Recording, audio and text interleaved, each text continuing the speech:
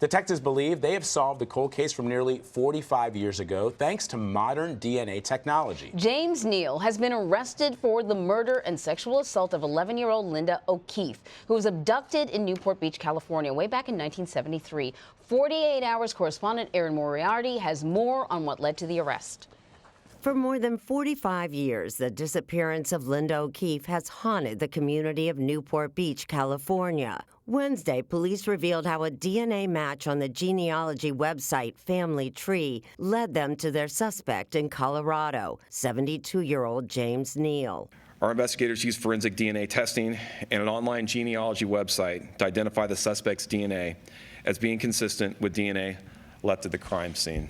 O'Keefe vanished in July of 1973 while walking home from summer school. The 11-year-old was last seen on this street talking to a stranger in a van. The next day, she was found strangled, her body tossed in a ditch. She was still wearing this dress her mother had made for her. This was the last picture taken of her. O'Keefe's sister, Cindy Borgeson, says she was surprised to get the call that the alleged killer had been caught. And then I said, oh, wow, okay. You know, I never really thought they would actually ever find the individual. Last summer, in an effort to jumpstart the case, the Newport Beach Police Department posted a series of tweets, written as though from O'Keefe's perspective, recalling her final hours. Hi, I'm Linda O'Keefe. I was murdered. My killer was never found.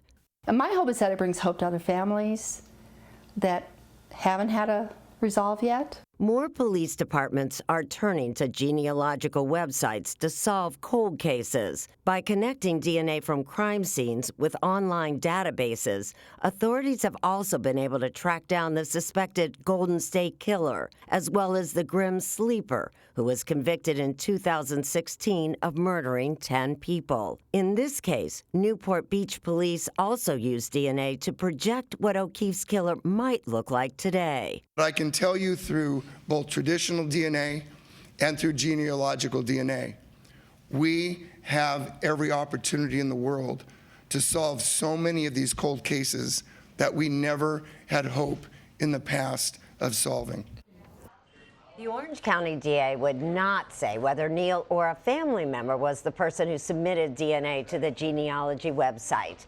Emery and Vlad, if he's convicted, he faces life in prison without parole. I think the DA has been talking about considering the death penalty. Yeah, I don't can think they do that? Because there was no death penalty at the time. No, I don't think he's 72 years of age. Wow. You know, well, so. I suppose life would almost sort of be like a death penalty if he ends up getting it. This DNA stuff is so fascinating to me. Well, and it's I coming up over kind and of over think again. this is the model for solving cold cases. But what really struck me is, you know, they had DNA in this case from the beginning, apparently on the little girl's dress.